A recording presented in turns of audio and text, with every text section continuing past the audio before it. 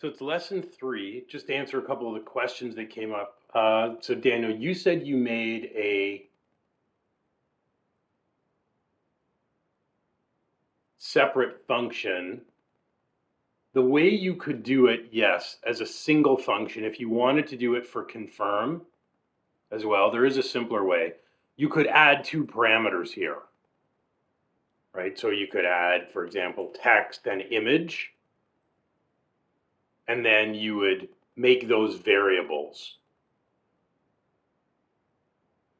So that way you are passing in the icon and text input. So it would be something like this. So I think this would probably work if you did it this way.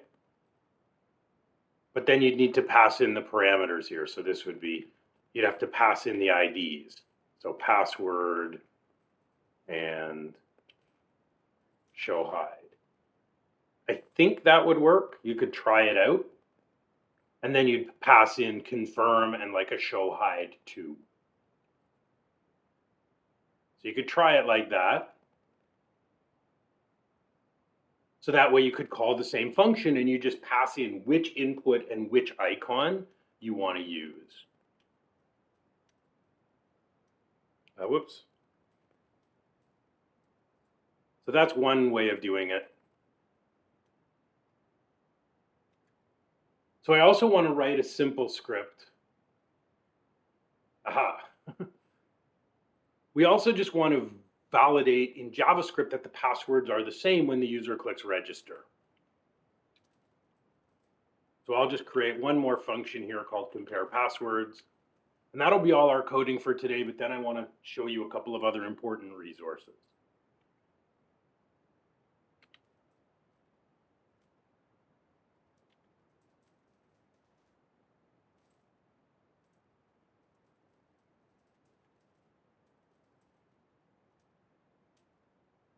So in this case, we're going to get both the value of password and the value of confirm, and we'll want to make sure they're the same.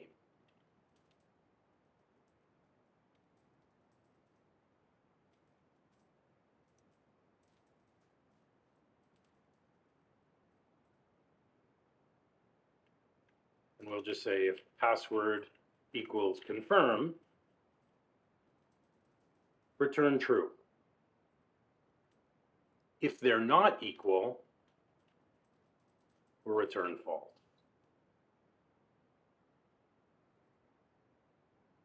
So then we can add a click handler to our register button that will call this script.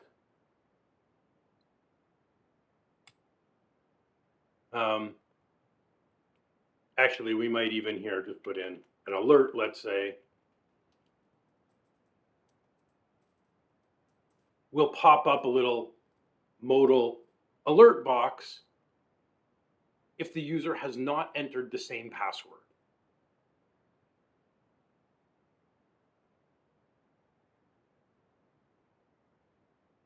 If they've entered the same password twice, we return true, which will allow our form submission to continue. So we can call this method with a click handler on our register button.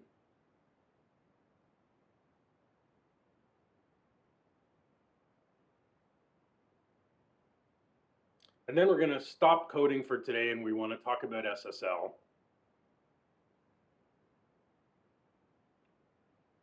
We'll just have a little 5-10 minute discussion about SSL and the Owasp project. So on my register button, we'll say on click equals return compare passwords.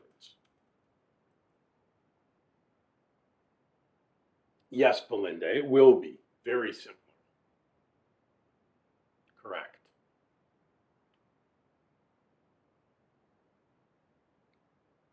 So when we click the register button, we're going to return a true or false. So we shouldn't be able to register if we've entered 2 different passwords. So I'm going to add this click handler into the register button.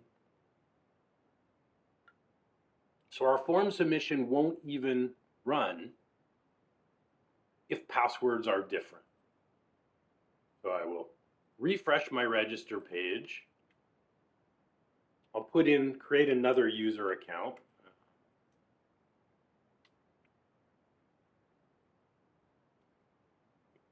student@gc.ca.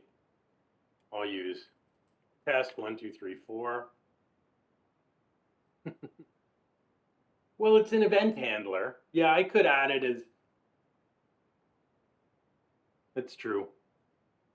And then I'll put in a different password. So here it's test 1, 2, 3, 4. Right, so a much longer password here. So we know they don't match. And when I click register, oh, my JavaScript didn't run. What happened there? Hang on. Let me view my source. Okay, our click handlers here should be here. What happened?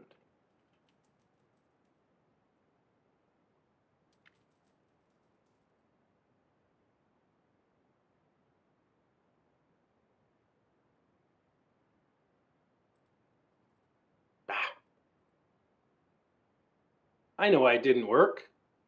Because we didn't give, oh yes, we did give ID attributes.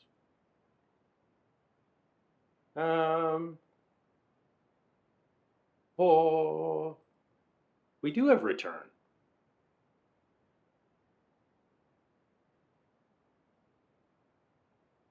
Thank you, Tyler. I didn't save my changes. No, we're not calling show height here. I think I just didn't save my changes.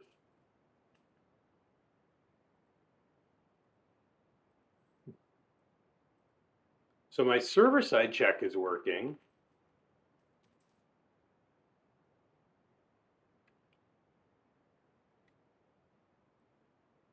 So now I get this alert, passwords don't match and my form doesn't submit.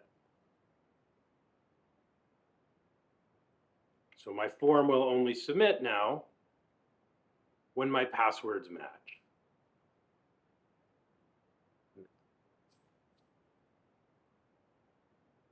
So my script was right. Thank you, Tyler. I had not saved my changes.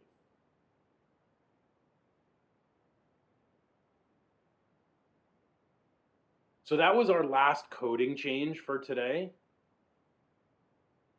So I'm going to upload this stuff to Git as well now.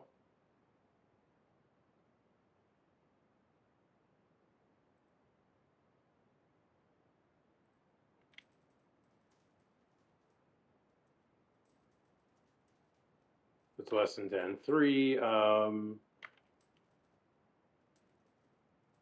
Password check on register. Okay, so all the code is up on GitHub now.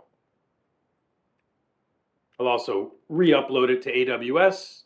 I should probably check all this stuff up on the web server, make sure my security checks and everything run. There is one other important topic we need to spend a few minutes talking about, which is SSL.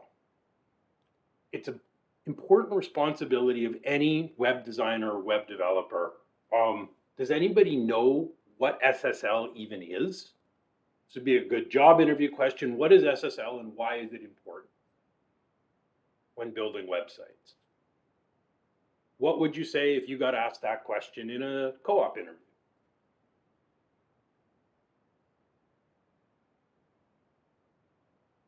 Okay, well, Belinda, this is about the last minutes of your life where you won't know what SSL is. Okay, Tyler says it's a security layer for sending information between server and client. It is, yep, absolutely. That's true. It is involved in data protection. Yes, it doesn't so much protect the data center, but it protects the data while it's in transit between the server and the client. Anybody else know anything else about SSL you can tell us?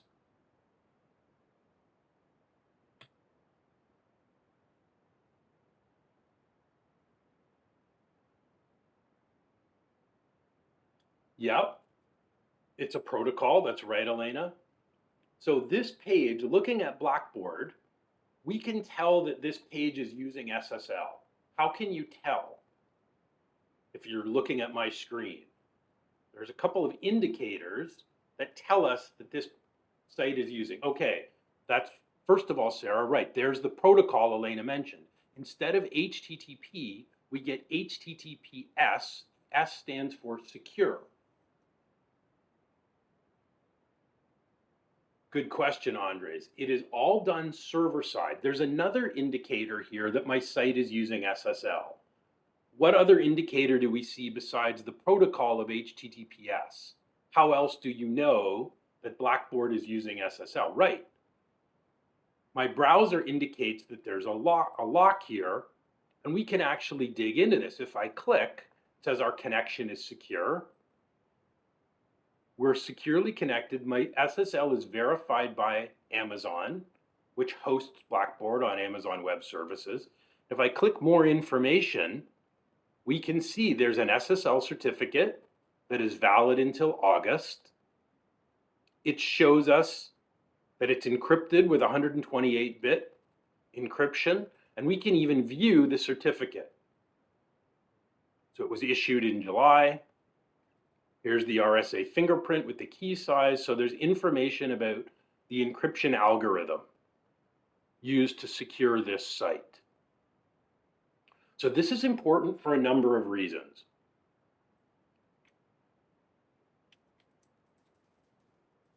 So we talked about what it is, but we didn't explain exactly why. So here's the issue. Normally, when we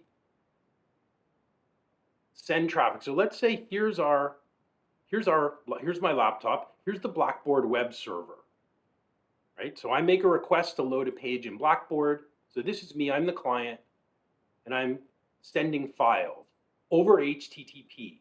By default, all the traffic in HTTP is sent via plain text. So that means when I go here and log in, my username and password, or maybe this is my bank account number if I'm logging into my banking portal, my credit card number, my username and password get sent from my computer to the web server in plain text. So anybody that intercepts, any hacker that intercepts this traffic, they can read my username and password easily. So what SSL does is it encrypts all of the traffic between an HTTP-enabled device, your phone, your laptop, your tablet, and the web server. So we now need SSL on every website, even if the website there's nothing sensitive. If you're just building a static site with HTML, CSS, and JavaScript, you still need an SSL certificate. Any idea why? Why, if you're just building a site, there's no database, there's no login, there's no sensitive data, I'm just going to build an HTML, CSS, JavaScript site. You still need it to get SSL for it. Can you think of why? There are a few reasons.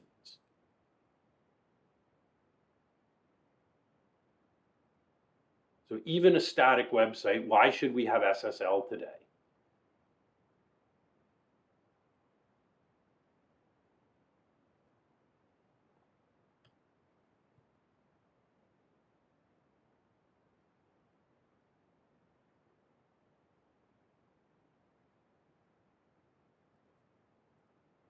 Question is, why would we use SSL even for a site with no sensitive data?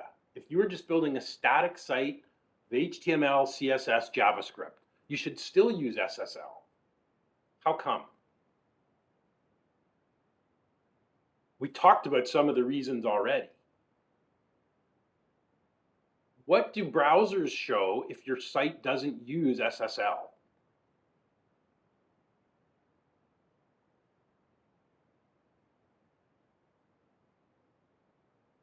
Right.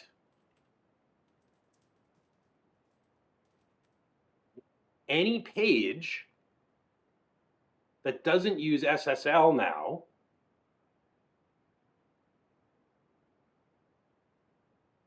right? This is what browsers will show, for example. So Chrome, and every different browser has its own version, Chrome will show not secure.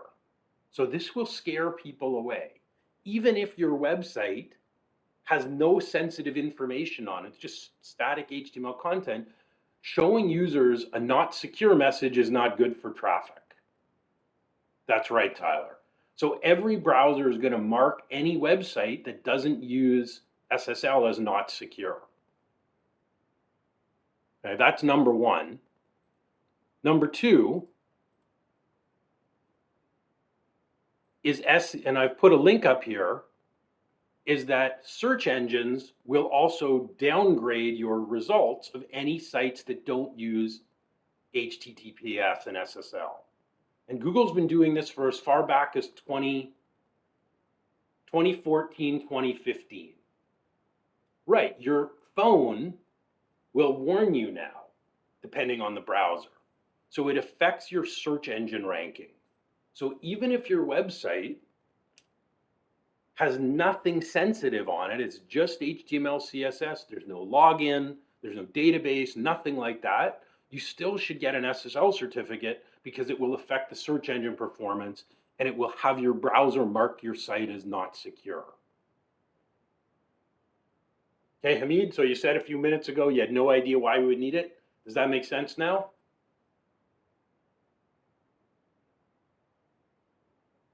Well, there's yes and no. So how do you get SSL certificates, right? Because this is your responsibility. When you build a website, you have got to get the SSL certificate, right? Your customer is not going to do it. So there's a few ways you can get them. And we'll talk about cost. There's three options.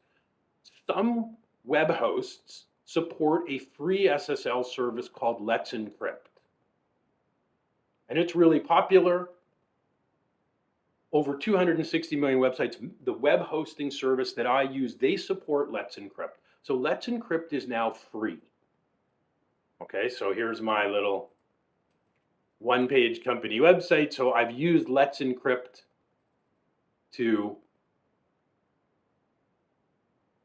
so it shows up, it says it's verified by Let's Encrypt. So my certificate will expire in June. So here's my free certificate. So these are free, but they renew every 90 days. Now, some web hosts support these and some don't. So if you're hosting your site, you're looking for a web host, this is one thing to look for. Hey, do they support Let's Encrypt? Because they're free. So this is the best and easiest option. There are a couple other options. Some web hosts do not support it. They want to sell you their own, like these guys. You're Andre DeGrasse fans. I'm sure you've seen you've seen the commercials. So GoDaddy gives you SSL certificates. However, for the low price of starting at $85 a year. So they won't give you a free certificate or a cheap certificate. $85 a year. Now, this is not something you would pay. You might pay it, but your client is going to pay you. They pay for it, and you bill your client. So I do have a few clients that host on GoDaddy, and they pay $85 a year for their SSL. Okay, that's actually a 2-year term. So for 1 year, it's even more, $125 a year. Now, there's more validation and more warranty with these, but they are not cheap. Sarah, we'll talk about that. I'll show you. We can talk about that.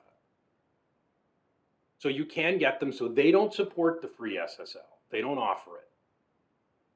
If my client is hosting somewhere that doesn't support Let's Encrypt, and it's not GoDaddy, then another place I buy certificates for cheap is here. It's Namecheap.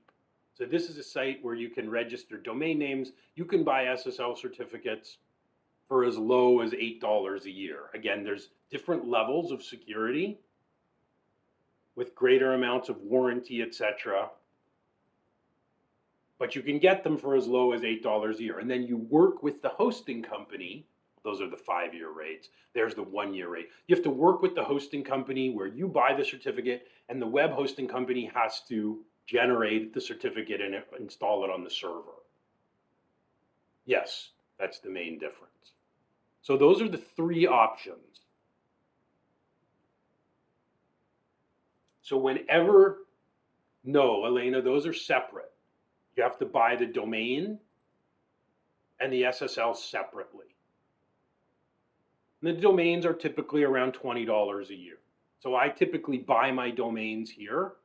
And if I have to purchase SSL because my client is hosting somewhere that doesn't support Let's Encrypt, I will buy the certificate here. The web host will also sell you SSL, but it's much more expensive. They'll typically want $70, $80, $100 for SSL. So if I have to buy them, I usually buy them from Namecheap. Then I work with the host to install them, if the host allows it. So if you are building a site for anybody, you will need to set up an SSL certificate, and then you need to make sure you renew the certificate every year. Because if you let them expire, and I have done this, then users get this. This is the error they get if you let your certificate expire. Bad for business. Well, Elena, you can buy them for as long as 5 years. So it's actually cheaper to buy them for multiple years. You get a discount the longer. You can also now set them up to auto renew, which helps prevent them from expiring. Yeah, Hamid, I use Namecheap. I register domains here at Namecheap. Here's your 1-year prices for domain names. Sorry, that's SSL. Here, domain.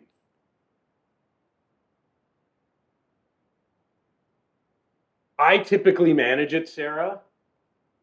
I manage it and then I bill my clients. So they do send you renewal notices. I actually just went and renewed a domain name and an SSL last week, and then I bill my customer. They don't really know how to do this, and most of them don't want the responsibility for it. So typically you do it. The other thing, there's one other thing you need to do though. We're not going to do it in our site because it won't work on our local host. But notice, we also want to force, watch what happens if I try and load this page without HTTPS, right? So I'm trying to go to the non-secure, the plain text HTTP version only. I hit enter, and Blackboard has a security check that says if you make an HTTP request without the SSL, it checks and redirects me, right? So this should do it as well. So you also typically have to turn on, right? If I try and load my own website without HTTPS, I hit enter. I think I've set up HTTPS redirection. Yes, I have. So we need to force all requests to use HTTPS. Every website will do this. On GoDaddy, if I take out the S and try to reload the page, it's going to redirect back. So we need to be forcing SSL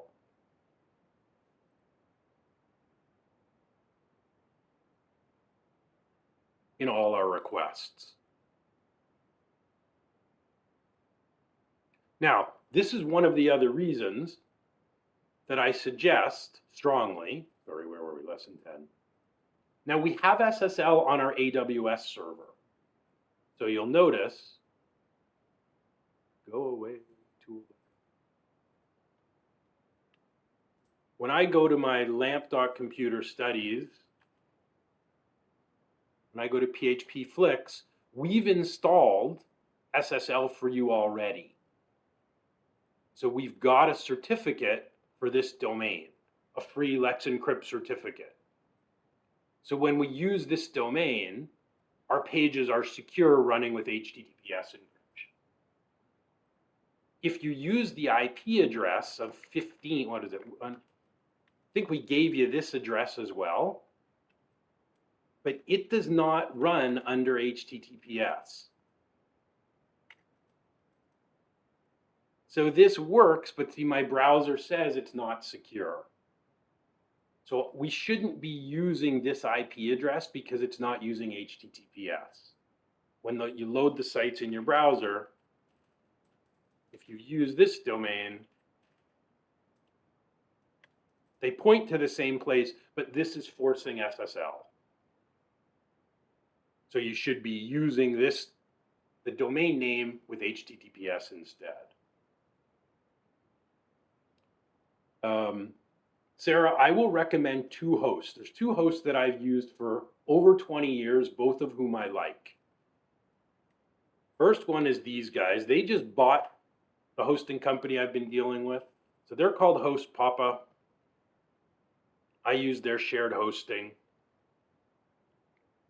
I've used them for years. Where are they based? I can't remember.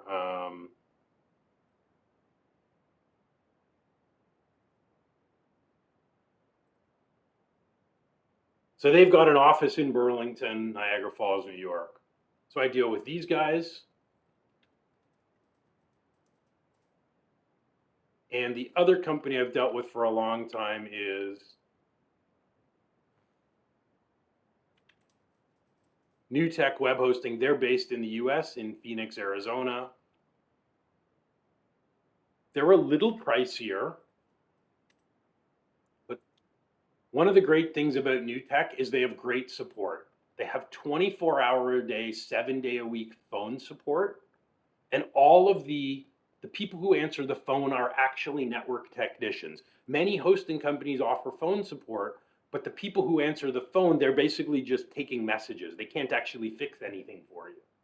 Whereas when you deal with New Tech, you pay a little more, but the people who answer the phone can actually fix things on the server themselves for you, which is not the case with many other hosting companies. So I've dealt with both of these companies for many, many years, and I like them. Again, New Tech is a little more expensive, but they have a little better tech support, which is really important. Because if your client's websites go down, you need to be able to talk to somebody who can fix that. So I deal with both of these. One other link I'm just going to show you very briefly, and we will get out of here. Another security resource called the Owasp Project. So this site was pointed out to me by a student a few years ago, really good student, graduate of the program. He went and worked as a web application security expert. He also had a networking background. And he recommended that I at least share this link with you and tell you guys what it is. So the Owasp Project, it's a not-for-profit organization. And every few years, they publish some documentation and guidelines around web application security. That's what WASP stands for. It's the Organization for Web Application Security. It's a not-for-profit. So every few years, they publish a list of the most common vulnerabilities in web applications. So here they published the list in 2017. They updated it in 2021. And they describe how these vulnerabilities work and how you fix these vulnerabilities, how you protect your websites. So for example, injection. So they talk about, they survey a number of sites, how common they find these problems. They describe the problem. So for example, not validating user data, not using parameters, or concatenating direct data. So we've prevented a number of these things in our PHP by doing things like server-side input validation and using parameters in our SQL. So they show you, for example, here, don't put a variable directly in your SQL. Use a parameter or placeholder, even though this isn't PHP. So we're following some of these best practices. And then they've got a whole lot of resources for different things. So this is just a useful resource for you. We're not really doing anything with it, but I wanted to show it to you. You can read some of this stuff on your own when you're building your own web application, so you can be aware of some of the common ways hackers will try to attack your site. Okay, so this link is here, and they update this project every few years.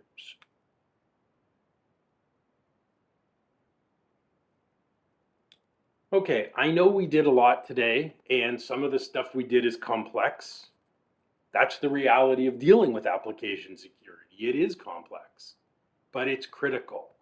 So knowing how to secure resources properly, and also knowing what SSL is and what our role is going to be in using SSL when you're working, I think are critical tasks in order to being able to produce and publish professional websites and web applications.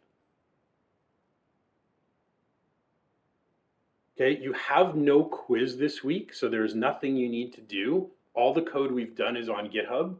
So you'll want to make sure that you get your security implementation for PHP Flix working, because that is going to help you with your security implementation for assignment 2, which is going to be very similar.